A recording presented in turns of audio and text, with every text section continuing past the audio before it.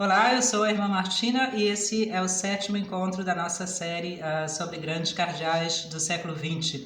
Nós vamos deixar agora a Europa e a América e vamos para a Ásia, onde a gente vai encontrar um cardeal vietnamita, cujo processo de beatificação já foi iniciado pelo Papa Bento XVI, que o conheceu pessoalmente muito bem, trabalhou com ele inclusive nos últimos anos da vida desse cardeal em Roma, na Cúria Romana. E a vida dessa pessoa foi, de certa forma, tão heróica que o processo de beatificação provavelmente não é difícil de se fazer, vai correr, é provável, rapidamente. O cardeal Van Thuan nasceu no Vietnã, de uma família muito modesta, já cristã. Isso no Vietnã naturalmente não é o comum, há uma população cristã importante, significativa, mas não é a maioria. E ele entrou para o seminário, também já é um passo, enfim, né, corajoso no Vietnã da sua época. Ainda não era o Vietnã comunista, o Vietnã ainda na época dominado pelos franceses, mas para um menino de família pobre, enfim, né, algo difícil.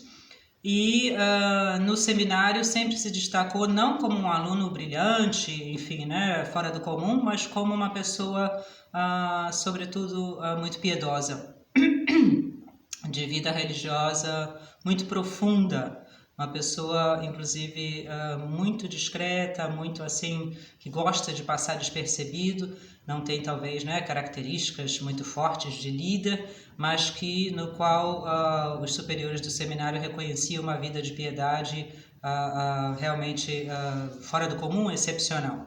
E ele foi ordenado sacerdote, então, no Vietnã, aos 25 anos, e pela solidez justamente da sua piedade, era uma pessoa também, enfim, né, inteligente e capaz, não excepcionalmente, mas normal. Ele foi logo aos 35 anos feito reitor do seminário. É importante a gente lembrar que esses países da Ásia receberam o cristianismo católico, evangélico também, sempre através de missionários europeus, missionários americanos. E como esses países geralmente pertenciam politicamente a países europeus, até depois da Segunda Guerra Mundial, sempre há essa imensa dificuldade da confusão entre evangelização e colonização, problema que a gente no Brasil também conhece, enfim, né, a partir da nossa história. Para as pessoas do local, geralmente a religião cristã, católica ou evangélica, tem automaticamente que ver com a cultura europeia, enfim, né, com a cultura do país do qual aquele missionário vem. E só os missionários de muita qualidade religiosa, intelectual, se adaptam realmente tão bem a esses países nos quais eles são missionários que as pessoas então já o veem como parte da sua própria cultura, da sua própria, enfim, né, população. Mas isso é um processo naturalmente difícil, porque o próprio missionário também não deixa de ser, né, quem ele é, não deixa de ter a sua própria história pessoal. Então é muito importante, o Vaticano sempre enfim, enfatizou muito essa necessidade de, logo que possível, se formar a igreja local com sacerdotes do local, do país. E é por isso que, né, o próprio Van Thuan foi feito reitor do seminário, porque se via a importância de se ter um reitor, ou seja, a autoridade realmente legítima do lugar, que fosse parte do clero local, né, que conhece muito bem a cultura, o jeito de ser das pessoas, a história, e enfim, do local. E ele foi, então, um reitor muito bem sucedido, muito querido, muito respeitado, de novo, não por uma, né, excepcional personalidade, liderança, inteligência, mas sim pela sua vida de piedade, pela sua, né, personalidade, pelo seu caráter, pela integridade do seu caráter muito sólidas. Logo aos 39 anos, o que é uma idade, enfim, né, muito ainda jovem, ele foi feito bispo, o que também era uma coisa incomum, justamente nessa tentativa de logo que possível, não se fazer uma coisa imprudente, mas logo que possível, né, nomear pessoas do local como autoridade eclesiástica, o bispo, portanto, né, sendo local, sendo do povo ali daquela região, pode muito melhor, né, pastoralmente administrar a sua diocese. E da cidade de Saigon, cidade mais importante, enfim, do Vietnã, né? E logo aos 47 anos ele foi feito arcebispo coadjutor. Coadjutor quer dizer que automaticamente ele vai substituir o arcebispo quando esse morrer. Antigamente os bispos geralmente não, enfim, né, se aposentavam, como a gente diz hoje, aos 75 anos, senão que ficavam até a morte. E, portanto, muitas vezes acontecia que ele já era tão velhinho, não podia mais administrar, e se nomeavam coadjutor, que administrava a diocese, ainda em conexão com esse bispo, permanecia a autoridade, e quando ele morresse, esse coadjutor automaticamente seria a autoridade. E ele era, então, foi nomeado então, aos 47 anos coadjutor da Arquidiocese de Saigon, no Vietnã. E ele era uma pessoa, ao mesmo tempo que no tempo de seminarista ele era uma pessoa quase assim reservada, né? Uma pessoa de vida de piedade muito profunda, no momento em que ele foi ordenado bispo, e sobretudo agora arcebispo, ele mostrou uma qualidade pastoral muito grande, que é muito típico também do clero que se identifica, né, com o povo local. Ele mostrou essa ânsia e esse bom zelo de realmente, enfim, né, criar todo tipo de oportunidades de evangelização daquela sua população, de acordo com a cultura local, de acordo com a história, com, enfim, né, todo o jeito de ser dessas pessoas. E ele tinha, logo que ele foi nomeado, enfim, né, que ele soube dessa nomeação como arcebispo, ele já desenvolveu teoricamente, planejou, vamos dizer assim, uma série de novas medidas pastorais que o caracterizariam como arcebispo de Saigon e que ele esperava, né, poderiam trazer uma época, enfim, de florescimento da igreja local ali, que era uma igreja já pequena, mas já, enfim, né, em crescimento, vamos dizer assim. Alguns dias depois da sua nomeação para arcebispo coadjutor, a gente está falando aqui já da época, né, depois da Segunda Guerra Mundial, ele nasceu em 1928, ou seja, 2 anos mais jovem do que o Papa Bento XVI, por exemplo. Logo depois da guerra, começou no Vietnã e nesses países, né, ali próximos, Camboja, Laos, enfim, né, uma revolução vinda da China, influenciada pela China, de caráter comunista, né.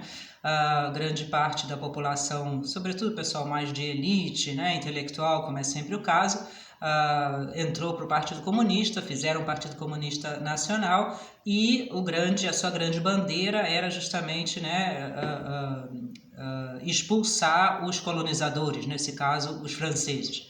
Por um lado, isso granjeava para eles uma enorme simpatia, porque a colonização francesa certamente, né, tinha também os seus enormes defeitos, né, os seus enormes, inclusive, crueldades, etc., como todo tipo de colonização. Por outro lado, eles eram comunistas e, portanto, estavam também eles, né, ligados a governos externos. Eles eram toda a bandeira desses movimentos comunistas é sempre a bandeira nacionalista na Ásia, né, na África também. Eles sempre se dizem os comunistas como pessoas que realmente são patriotas. E, no entanto, eles estão completamente subordinados a governos estrangeiros. Nesse caso, o governo da China, né, e, última análise, ao governo da União Soviética, que era quem mandava no comunismo internacional na época, mas sobretudo a China, do Mao Tse-tung. Portanto, são também pessoas que estão ligadas, né, a potências estrangeiras.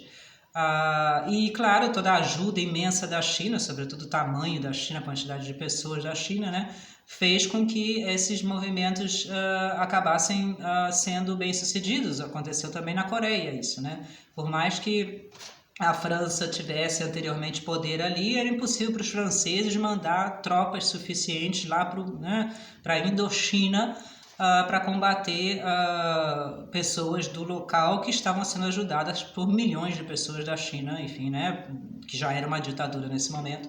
Enfim, e o Vietnã se tornou então uma ditadura comunista. E a consequência para ele, para o Van Thuan, foi que dias após a sua nomeação para arcebispo coadjutor, ele foi preso, porque ele já era reconhecido como uma pessoa, não um líder social, não, mas sim como uma pessoa que era realmente profundamente cristã e planejava, como arcebispo, enfim, né, expandir essa evangelização por meios pacíficos, totalmente, uma pessoa totalmente pacífica, né? Mas enfim, ele foi visto então pelos comunistas como uma pessoa potencialmente perigosa, melhor a gente prender. Ele passou 13 anos na prisão, e desses 13 anos, 9 anos em solitária, totalmente sozinho, sem contato, enfim, né, por fala com ninguém. Ele conseguiu, com o passar do tempo, ter a permissão de que pessoas viessem não visitá-lo, mas trazer coisas para ele, sobretudo medicamentos, né? Ele né, pedia algum remédio, isso dentro das possibilidades paupérrimas da região, né?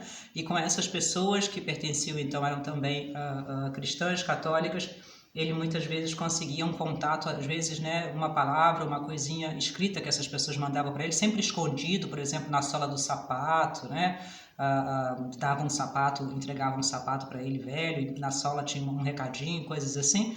Mas ele passou 9 anos sem falar com ninguém. Os próprios guardas da prisão, isso fazia parte de todo o terror psicológico, né? Essas prisões comunistas na Ásia são inacreditavelmente cruéis. A gente, quando lê essas histórias, a gente, né, se espanta de que seja possível realmente coisas assim, em certos casos até pior do que aconteceu na Europa, no comunismo europeu e no nazismo, enfim, né, europeu. E o guarda, por exemplo, tinha ordens de não jamais nem olhar para ele, muito menos falar com ele. Então foram 9 anos de, como ele conta depois, né, um esforço titânico simplesmente para não enlouquecer, porque, né, além de toda a pobreza, de toda a crueldade, torturas constantes, né, fome, doenças, tudo que você pode imaginar de uma prisão, enfim, nessas condições, uma prisão que é feita por ódio. Ele não era um criminoso, não era nada, ele estava ali só porque era, né, por ser bispo católico, ele era odiado pelo governo. Então, um sofrimento, enfim, inimaginável. E aí vem, enfim, né, o heroísmo da sua situação. Ele consegue, apesar disso tudo, e de formas que são, né, enfim, a criatividade nesses momentos consegue meios, né? Ele consegue, inclusive, passar, às vezes, alguma coisa, mandam para ele, por exemplo, uma pontinha de lápis, né? Uma coisa que ele possa escrever um pouquinho em uns papeizinhos, tudo escondido. Ele consegue, às vezes, escrever uma oração, por exemplo, escrever uma frase, e isso é, então, contrabandeado por essas pessoas que vêm até a porta da prisão entregar alguma coisa para ele, e isso é recopiado à mão e passado para os fiéis, né? Era o jeito dele fazer a homilia dele, né? Isso era passado escondido, de bolso para bolso, dentro de alguma coisa, e as pessoas tinham, assim, pelo menos uma palavra do seu arcebispo, né? Uma palavra do seu cardeal, porque era a única pessoa que eles tinham nesse momento, o outro já tinha falecido. E durante esses 9 anos ele vai fazendo isso. Uma coisa, por exemplo, muito famosa é que ele, essas pessoas que o visitavam levavam enfim, um frascozinho mínimo, né, com vinho. Diziam que isso era importante para ele, para o coração. E aí os guardas acabavam deixando, porque também não era menos do que um gole de vinho, né? E ele então, na palma da mão, com a mão assim, né, ele pingava 2 gotinhas desse vinho e uma gotinha de água, uma água suja que eles tinham na prisão, né? E celebrava a missa assim, né? Na palma da mão ele celebrava a missa todo dia na prisão. E ele depois conta, né? É isso o que me salvou. O que me salvou era saber que, apesar do mundo ser um buraco escuro para mim, Deus estava ali presente comigo. Estava ali presente realmente comigo, não só, né, hipoteticamente, sentimentalmente, estava ali presente na Santa Missa, o meu Senhor que morreu na cruz, que estava também ele, né, num sofrimento tremendo. E isso é o que me manteve não só são, como é o que me deu, inclusive, né, esperança, e houve dias até de alegria na prisão, ele conta, em que eu percebia que ia tudo aquilo a rigor, né? Era pequeno, como diz São Paulo, frente a toda a alegria que a gente vai ter na vida eterna junto de Deus. Muito bonito. Ele depois escreveu não livros realmente biográficos, mas assim pensamentos dele, né? Coisas que pelas quais ele pensou. A gente pode comprar facilmente um livro desses, em português existe também, na Editora Quadrante, por exemplo, que são, quando a gente se dá conta da situação na qual ele escreveu essas coisas, a gente vê a força da sua palavra, né? Ele não está falando sentimentalmente, ele está falando ali de dentro do seu sofrimento. E a coisa talvez mais importante que ele nos ensina nesses seus pensamentos é a aceitação da vontade de Deus.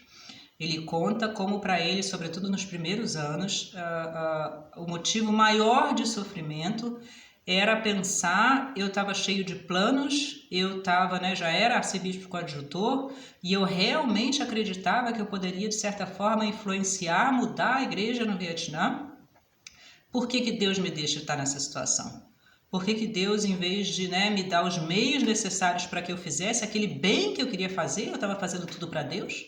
Por que Deus deixa eu ser preso, e preso por longos anos, e preso sem ter nem contato com ninguém? Ele gostava de pregar, né, de pregar retiros, por exemplo, e ele não podia na prisão nem falar com ninguém, nem o guarda ele podia conversar, né, falar uma palavra de Deus, uma coisa assim.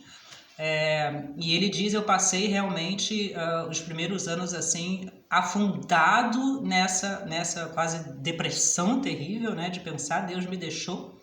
Deus não quis o meu presente, o presente da minha vida para ele, né? Deus, de certa forma, me achou pequeno, me achou tão insuficiente que ele, né, de certa forma, se esqueceu de mim. Ele diz que a tentação era gigantesca.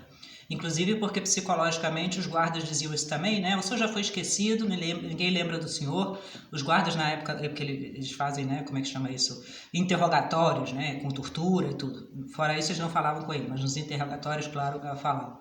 E o senhor não é nem mais lembrado, o senhor vai morrer aqui na prisão completamente esquecido, vai apodrecer aqui na prisão, né? Ninguém mais lembra do senhor. E ele diz, isso chegou a me influenciar, né? Porque isso vai sendo repetido até que você acaba acreditando. E eu precisei, então, de muita, vamos dizer assim, a fé não é um esforço meu que eu fiz, mas de muita confiança em Deus, essa é a palavra. Me deixar realmente nas mãos de Deus. Ele sabe, não eu. Ele sabe o que é melhor. Ele tem os seus planos, né? E só quando eu conseguir realmente deixar, vamos dizer assim, descansar nas mãos de Deus, em vez de estar tentando sempre, né, fazer eu mesmo coisas, mas descansar nas mãos de Deus, é que eu então consegui paz na prisão. E ele conta que os últimos anos, a rigor, foram anos até de paz que ele passou na prisão. Tanto assim que o governo, percebendo, né, que já não conseguia, enfim, provocá-lo e tudo, e a pressão externa, porque, né, ele não foi esquecido, como as pessoas diziam, como os guardas diziam, o governo então acabou tirando ele da prisão e botando ele em prisão domiciliar, deixou ele viver, enfim, né, por 3 anos, isso aconteceu em 1988 até 1991, ele ficou ainda preso em prisão domiciliar. E aí o governo, estranhamente para ele, deu permissão e impulsionou que ele fizesse uma viagem a Roma. E ele então, né, conseguiu mais ou menos contato em Roma, ele era já desconhecido, quase esquecido, né, passou tantos anos na prisão, e de fato foi a Roma com o intuito de ver como é que estava a situação, se ele ainda era arcebispo, o que se podia fazer, enfim, né? E aí ele entendeu porque o governo tinha feito isso, o governo então imediatamente, quando ele saiu do aeroporto, proibiu de jamais botar o pé de novo no Vietnã, proibiu de voltar para o Vietnã. Foi a forma que conseguiram acabar, enfim, né, o castigo dado a ele, e de fato ele nunca mais voltou ao Vietnã. Ele chegou em Roma em 1991, já era Papa João Paulo II, e, enfim, né, e logo fez contatos e, obviamente, a situação dele era conhecida, rezavam por ele, né, e tudo que se podia fazer tinha se feito. E o Papa João Paulo II não só o acolhe, o escuta, como ele diz, né, isso para mim foi a resposta daquele problema que eu tinha tido, né? E o Papa diz, você é muito mais importante aqui, em Roma, do que você teria sido como arcebispo lá em Saigon. Eu vou te fazer presidente do Conselho de Justiça e Paz, que é o Conselho do Vaticano que lida justamente com essas questões de perseguição, com essas questões, né, de cristãos, enfim, né, em países que são anticristãos, que perseguem os cristãos. Vou te fazer presidente desse conselho, vou te fazer cardeal, e a sua missão aqui, com toda essa história que você tem, com a autenticidade e a legitimidade da sua palavra, porque é muito fácil escutar sobre essas coisas de uma pessoa que vive, né, num país que não tem perseguição nenhuma, as palavras ficam meio vazias, né? Mas porque as suas palavras vêm da realidade pela qual você passou, então você é um instrumento fantástico nesse sentido, né? E ele vai, de fato, ser, em 1994, feito presidente do Conselho de Justiça e Paz. Em 2001 ele é feito cardeal e morre a rigor em 2002, um ano depois, porque, coitado, a saúde também, né? A pessoa já morre a rigor, bastante idoso, mas ele nunca mais conseguiu ter a saúde que ele tinha tido na sua juventude. Mas ficou nessa sua época, nesses últimos anos seus em Roma, conhecidíssimo internacionalmente. Acho que muitos de nós já ouvimos falar dele, né? Muitos de nós já lemos as suas palavras. Ele fez muitas viagens falando justamente que essa era a sua missão em Roma, sobre a perseguição que os cristãos sofrem, não só católicos, como evangélicos também, enfim, né? Nós sabemos hoje, pelas estatísticas, basta buscar na internet, que o cristianismo é a religião mais perseguida hoje em dia no mundo, tanto católico como ortodoxo, como, enfim, né, protestante. E ele fez um trabalho, então, muito importante, sobretudo a partir da sua vida de piedade, enfim, né, para levantar a consciência sobre esse problema. E a gente sabe disso pouco, porque essas coisas a mídia não noticia, mas na internet a gente acha, né? Instituições como, por exemplo, a Ajuda à Igreja que Sofre, são instituições que se dedicam a ajudar os cristãos perseguidos. Há instituições protestantes muito importantes também, inclusive com gente muito grande. O próprio rei da Inglaterra, agora o novo, faz parte dessas instituições. Há um movimento muito grande para se ajudar, né, pessoas perseguidas por motivos religiosos, cristãos, às vezes até muçulmanos também, enfim, esses movimentos ajudam. E ele foi, não o primeiro, mas vamos dizer assim, o grande impulsionador dessa nova consciência. E ele então diz, na velhice eu me dei conta de que Deus sabia exatamente o que ele estava falando. Porque se eu não tivesse passado por aquele sofrimento todo, as minhas palavras seriam também vazias, né? Enfim. Então, a mostra, o grande, vamos dizer assim, exemplo dele, lição dele, é que a gente não pode ser cristão, católico, mas sobretudo a gente não pode ser religioso, clérigo, sem ter essa confiança total em Deus. Quantas e quantas vezes os problemas que a gente encontra na nossa vida de consagração a Deus vêm do fato de que a gente quer levar a cabo os nossos planos, né? A gente tem ideias, a gente acha que sabe o que é melhor fazer, com a melhor das boas intenções, a gente acredita como ele que está fazendo por Deus, né? Que está realmente trabalhando por Deus. E aí a gente vê que aquilo não dá certo, a gente vê que, né, as coisas não frutificam como a gente esperava, e a gente se desanima e cai na tentação de achar que Deus, enfim, né, abandonou a gente, e às vezes faz até pior, né? Às vezes realmente perde quase a fé, ou cai na mediocridade, enfim. E essa confiança em Deus, como dizia São Francisco de Sales, é a primeira condição de uma vida cristã realmente, enfim, né, frutuosa, frutífera. Realmente a certeza de que nós estamos aqui para fazer a vontade de Deus. E não Deus está aqui para fazer a nossa vontade. O que Ele quer é misterioso, é difícil, é a cruz, né? É difícil, é misterioso, mas é sempre a única coisa que nos vai fazer felizes, que realmente vai encher a nossa vida de sentido, né? Por mais que a gente passe às vezes anos sem entender aquilo, o plano de Deus é a nossa vocação. A nossa vocação não é o nosso plano, eu não estou aqui porque eu quero, porque eu escolhi. Eu estou aqui porque Deus, nas formas que Ele tem de fazer isso, me chamou. E, portanto, essa disposição constante, mas diária, de mudar os meus planos completamente, se for, né, preciso, e para isso a gente precisa de oração, para isso a gente precisa de prudência, para saber o que de fato vem de Deus e o que vem do inimigo. Mudar os nossos planos e aceitar isso que Deus nos manda, porque a gente sabe que a gente está aqui para fazer a vontade dele. No fundo, isso é uma resposta de fé.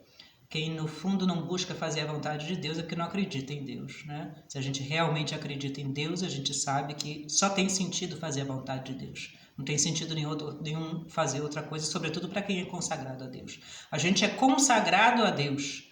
O sacerdote é ordenado para isso, portanto ele está nas mãos de Deus, a serviço de Deus.